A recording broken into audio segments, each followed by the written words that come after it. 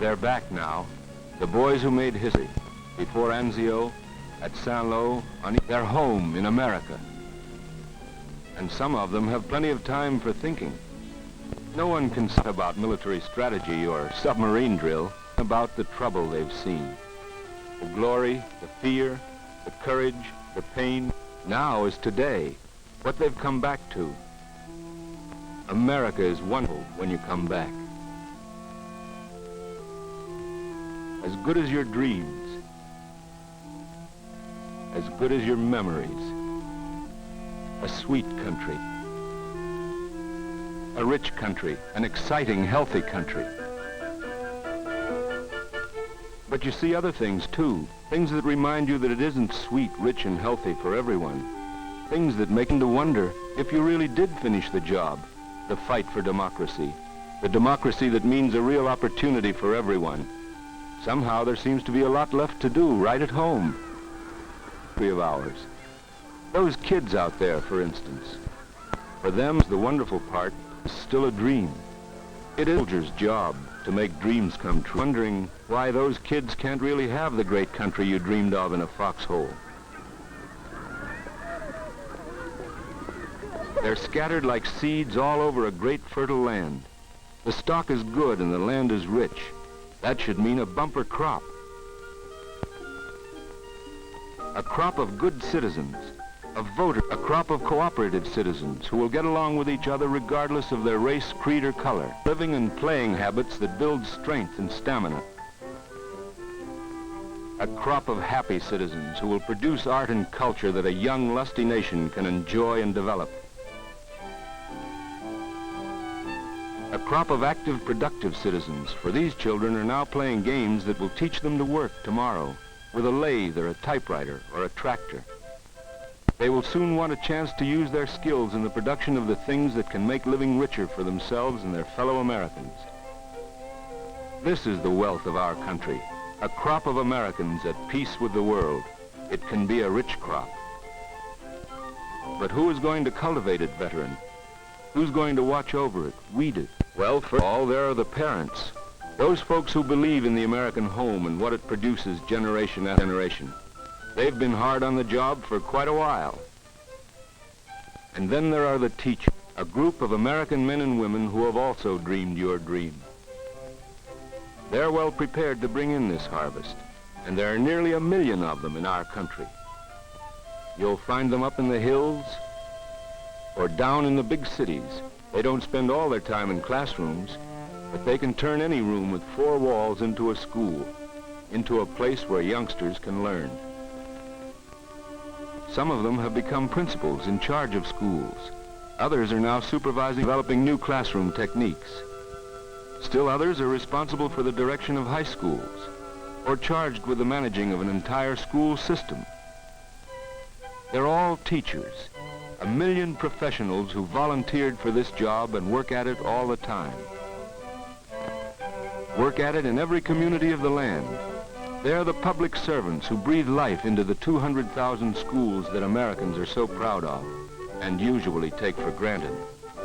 Most of us haven't been inside of one for a long time. A visit might prove surprising.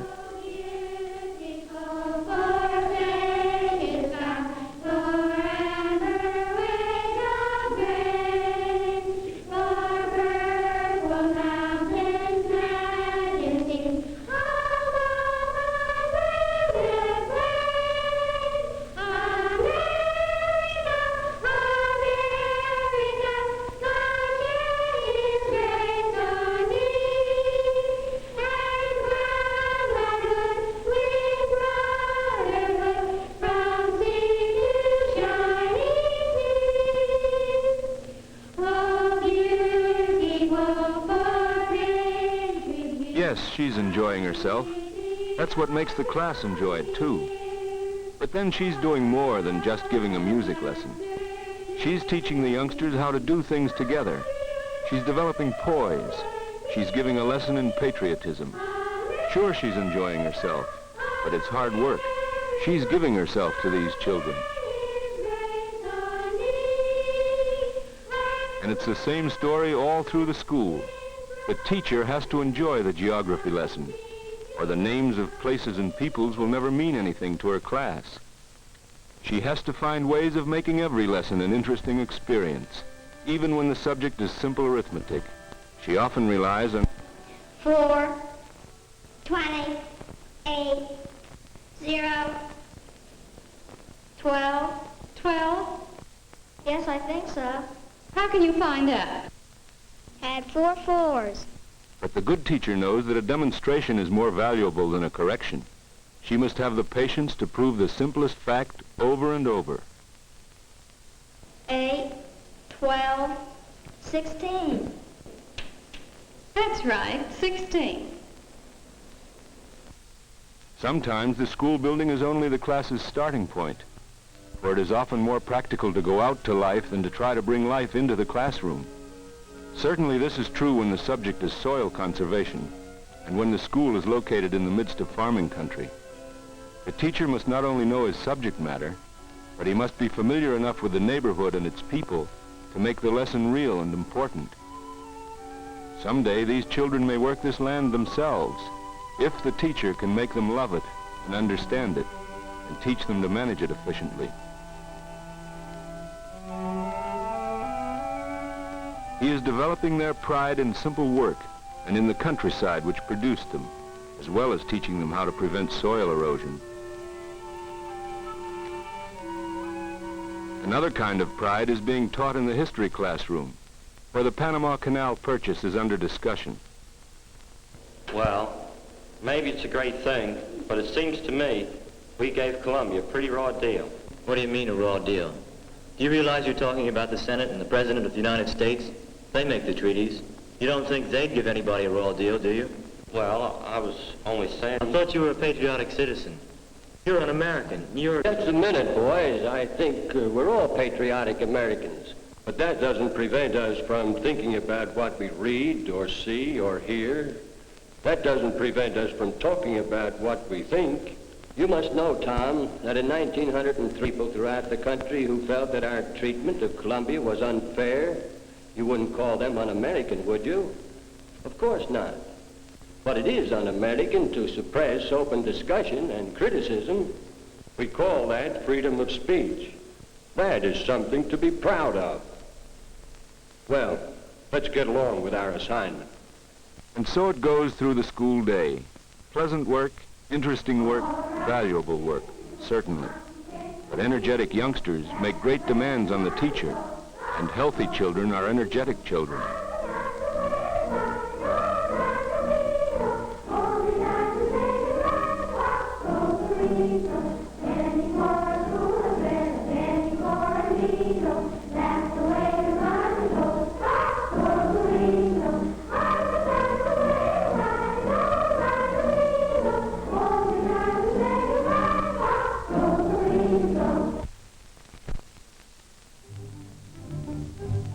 In most communities, the school day is over by 4 o'clock.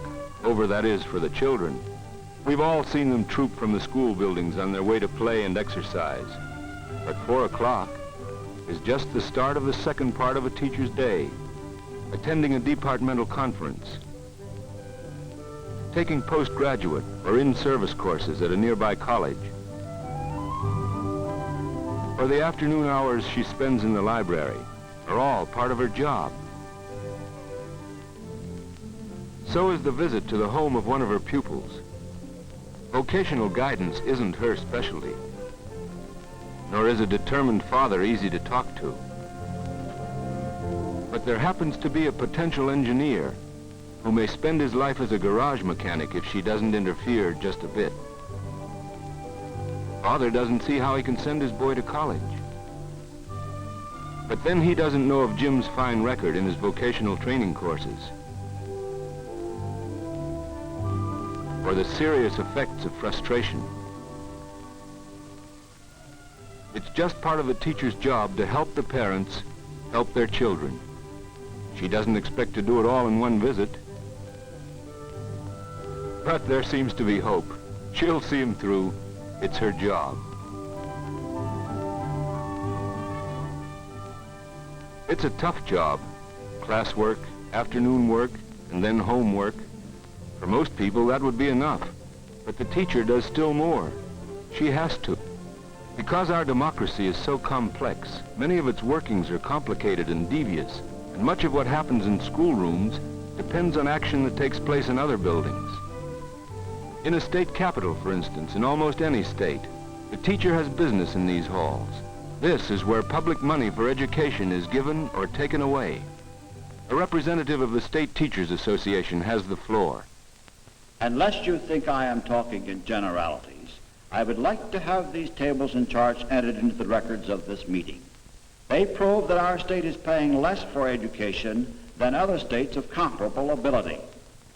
It is the children who suffer when buildings are inadequate, when equipment is out of date, when many teachers are so grossly underpaid that they cannot have decent homes, buy books, or continue their professional training. You will note that teachers are not alone in support of this measure. Parents and citizens throughout the state are fighting with us because they know the meaning of this bill to their own families. The very men who have spoken against our proposal to increase state aid to education are the men who can benefit most from increased markets for consumer goods, from a better standard of living. Income and wealth are greatest in those states where education is most adequately supported. This building is a courthouse in a real town, USA. The teacher has business here, too. Yes, sometimes you have to fight for your rights and your ideals. Several times during the course of this trial, my opponent has attempted to discredit me by implying that my fees have not been paid by my client, but by a group of organized teachers. Ladies and gentlemen, that is true. Naturally, they feel that his cause is their cause. We are defending a principle of American life. The idea that free men must be taught by free teachers, by men and women who do not live in the shadow of fear. It is not just my client standing before you, but your children and the children of your neighbors. Do you want them brought up by teachers subject to petty politicians and graft and a cynical and indifferent citizenry? Aren't you frightened by the idea that this honest teacher is kept from his classroom because he refused to go to a bar and grill on Maple Street to pass a $50 bill? Doesn't it shock you that this could happen in an American town, in your town? The teachers themselves don't like the publicity, but the townspeople have a stake in academic freedom. Nasty facts are still facts. From time to time, they're revealed in towns all over the country. But most cases like these never reach the courtroom. They're settled by the proper local authorities. Citizen groups generally help, but usually the teachers must rely on their own organizations to fight their battles. The teacher in this town won his fight, but it can happen tomorrow in your town. This is a building that we all know, the building that houses the Congress of the United States. And even here the teacher has business, urgent business. Let us join the teacher's representatives in a visit to a senator's office. A senator who was once on the school staff of his native state and who has long fought education's fight in the national arena. With Senator Hill is Senator Thomas of Utah, another courageous friend of American schools. They are planning a new federal bill to aid education with the help of the Teachers Legislative Commission. The campaign is to be based on facts, facts that the teachers have gathered from every state of the Union. Complex facts that have been put into forms that can be understood clearly and quickly by busy lawmakers. These facts will later be presented in more dramatic form by teachers at the public hearings of Senate and House committees. Teachers are underpaid. Many of our teachers last year resigned to take better jobs. I stay because I like teaching, even after 16 years of it. But don't think for a moment that it is not a hard job to take care of 47 live, warm, wiggly youngsters all day long, day in and day out. How long have you been teaching school in Mississippi? 19 years. What is your present position? I am principal of my school. What do you do the rest of the year when you're not teaching? From the last of March until June, I work in a factory. We make vegetable containers. You make more money there than you make teaching? I make more in 1 week in the factory than I do in a month teaching school. And why do you teach? Teaching is my profession. The facts in the testimony tell a story of inequality between these Americans and these Americans. A story that affects people living far from the states where these conditions actually exist. For in a democracy, the skills and earning power of one group of citizens result in increased wealth for all groups, while the idleness of one group will eventually hit the pocketbooks of all groups. The purchasing power of one community is quickly reflected in the jobs available in another community. Poor health conditions for children in one area can lead to epidemics that may strike children in all areas. In America, the vote of an uneducated man counts just as much as the vote of one who has been to college. That's fine, but it means that no one can escape the penalties of having ill-informed fellow citizens. And so the poor educational facilities in some parts of our country are not local problems. These children must not be forced to lower the levels of a great nation. When their own communities and states cannot give them a decent education, they must be able to look for help to their fellow countrymen. And that is why teachers have business in the nation's capital, business that is a part of their job.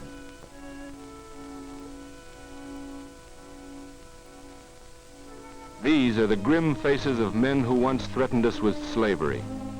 Behind the faces, there are twisted minds, and behind the minds, there were schools, distorted from the teaching of truth to the teaching of lies.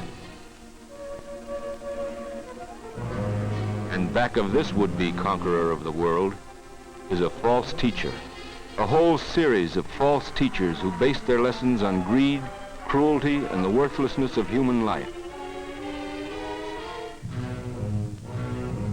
Honest teachers were among the first prisoners in the notorious Axis concentration camps. This is what happened to truthful men in the nations ruled by fascists. To prevent such things from happening again, the United Nations recently sent to a security conference at San Francisco their statesmen and diplomats. And even here the American teacher had business to attend to. The business of meeting the teachers of other lands, of discussing mutual problems, of talking over the ways to make education a positive tool in the formation of real international understanding. The teachers wanted to help prevent false education from ever twisting men's minds again. And they succeeded. For the position of international education was clearly defined in the basic charter that has since been ratified by most of the United Nations. The charter infers that while the leaders of the people can make the peace, the people themselves must learn to live it. Now, in every land, in every language, the teachers have a key job in the most important business of all, the business of keeping the peace. But all of these many tasks do not keep our teachers from their jobs at home. As teachers and leaders of the community, they're working for a better America on the hometown front. It's noontime and the schoolrooms are empty. But Helen Clark, teacher, is the principal speaker at a luncheon of representative townfolk. She's talking about the relation between education and full employment, a subject of vital interest to her audience of labor leaders and businessmen, of town officials and community leaders. She's telling them why good schools are important to them. And in the meantime, they're reading about education in booklets her fellow teachers have prepared and paid for. Just as we're all reading more about education these days, reading newspaper stories and magazine stories that the teachers have helped prepare. Yes, schools are in the air nowadays. People are talking about education with the teachers' help. In our town, the center of their activity is the local Teachers Association. It holds frequent meetings where competent speakers introduce new ideas relating to schools and school people. Soon, some of these ideas will become realities in the classrooms of our town. Often, when the general meeting is over, the teachers break up into groups. A committee on juvenile delinquency will be given the opportunity of seeing what is being done to solve similar problems in other countries. The environments are different, but the methods of correction may be interchangeable. The teachers use a modern medium to widen their experience. Another group of teachers examines a new device to test the eyesight of their small pupils. This evening, they're seeing for themselves, but their interest may later be repaid by fewer candidates for remediating classes.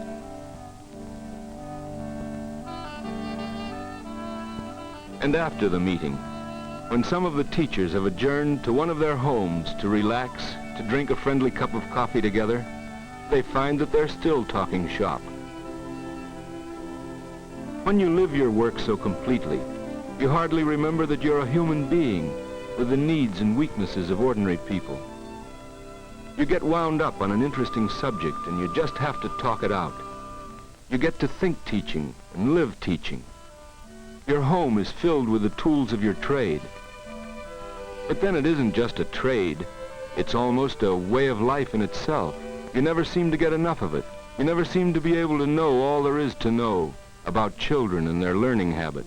You're mixed up with something bigger than yourself, and that's not a bad thing. These modern young women don't lose anything by being in a profession worthy of great personal sacrifice, by doing work that challenges their ingenuity. They seem to be able to take the challenge in stride and come out the better for it. They're alert, charming, capable, strong in the knowledge of what they are contributing to the life around them. They're good Americans, worthy sisters and wives of the boys who went out to save the civilization they are making. A teacher's day does end sometime, but it seems mighty late most nights. And tomorrow's another day. Out of 1,000 homes in our town, out of 30 million homes in our country, a flood pours forth, a golden flood of rich talent. It's on its way to be shaped, to be spun, to be woven, to be tempered into America. It's on its way to the wonderful world of new knowledge and unimagined vistas. It's on its way to school. And the teacher is ready. Her assignment for today is tomorrow. These are the lives that must blossom under her care. These are the spirits that must ignite from her inspiration. Each teacher personally influences thousands of these future citizens in the course of her career. The better the teacher, the better the influence. This is Patricia Young, Pulitzer Prize playwright in 1985. This is William Pearson, skilled mechanic, the mayor of our town in 1972. Jenny Blair will vote for him. Her oldest son will finish medical school in 1983. All of these children have parts to play in America's tomorrow. This is the talent that can make the veteran's dream come true. This is the America that's sweet, rich, and healthy for all. And this is the teacher who has to make it all happen. She has a big job.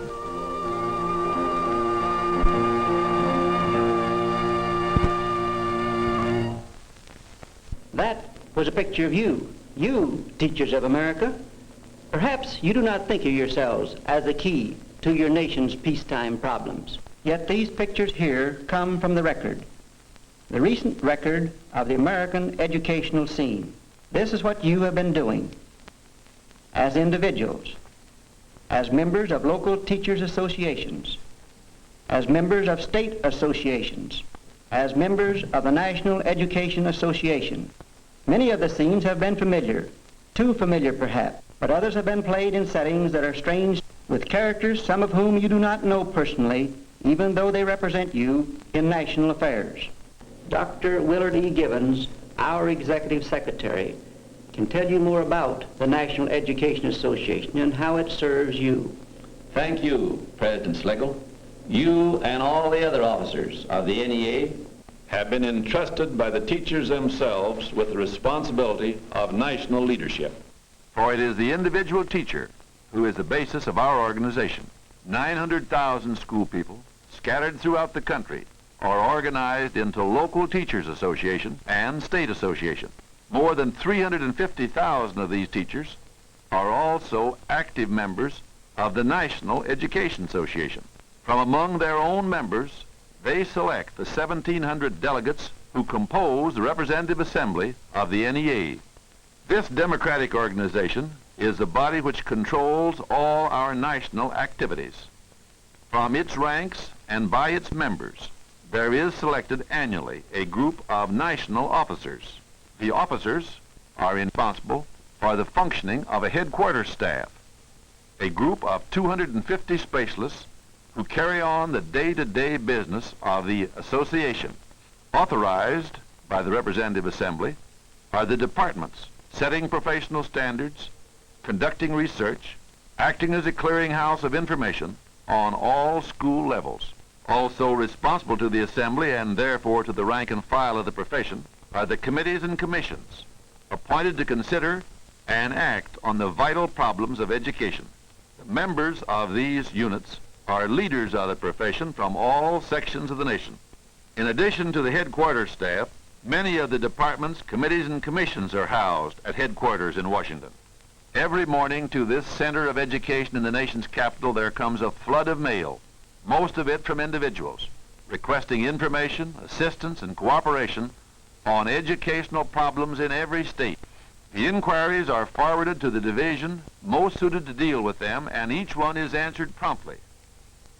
This feature of practical service to the individual is an important and satisfying aspect of NEA membership, nor is the contact between NEA and the classroom teacher restricted to the mass of correspondence which leaves headquarters every day. Practical, experienced staff members with teaching backgrounds are constantly going into the field to help with situations that cannot be handled at long distance. They have assisted in the organization of teachers' groups throughout the country. Their files reflect a wide scope of activities. Throughout the land, there are 1,400 cooperating, active organizations affiliated with the NEA in the cause of better schools. Much of the information which is sent in response to inquiries and which is used by teacher groups in settling educational issues comes from the research activities at national headquarters. Here, a vast body of statistics on the educational scene is collected, studied, and organized into practical instruments for molding professional and lay opinion. Other NEA representatives go into the field, unearth facts about schools and the people who work in them. Experienced fact finders have often cleared up educational trouble spots by turning on the bright light of an honest, fearless investigation. The policy planning officials of the NEA are concerned with organizing today's facts for tomorrow's action. Through the NEA, teachers themselves are enabled to contribute their knowledge, their experience, their ideas to the discussion of what should be taught in tomorrow's classrooms. And all of the many lines of activity in the national educational scene are reported and reviewed in the association's press. Going to every member is the well-known journal. Scores of NEA books and pamphlets are standard items in the American Teacher's Library. Many of the departments and committees and commissions prepare their own periodicals through special publications on subjects of current interest. They make it possible for the individual teacher to keep up with both news and opinion in the educational world and to keep in touch with the newest developments in a vital, changing profession. The public, too, must be served with information and progressive ideas about school affairs. The public relations activities of NEA include work with newspapers, magazines, radio, and motion pictures. The public that supports free education is entitled to full and accurate information of the teacher's stewardship, and through skillful publicity can be rallied to the support of better education. But to rally the teachers themselves is even more important. By sending key people into the field and by sponsoring numerous conferences and conventions, the NEA helps to coordinate the many groups that are working toward a single goal. Frequent conferences of workers in the field and on the staff make possible a real exchange of data and ideas. By talking it over, by listening to the other side, by the process of give and take, the democratic process, educators are successfully solving the most difficult problems. Free expression must be practiced as well as preached. Victory in the fight for better schools finally must be reckoned in terms of favorable legislation. The law books of nation, state, and local community already show the results of campaigns waged by organized teachers, and the battle is unceasing. And so the NEA fulfills its pledge to advance the interests of the teaching profession, the cause of education. Teach America are joining together in the NEA at the not because of the obvious benefits to themselves, but because the combination of local, state, and national organizations is the means whereby they can make an even greater, more effective contribution to the cause which we serve, to the communities in which we live, to the people, young and old,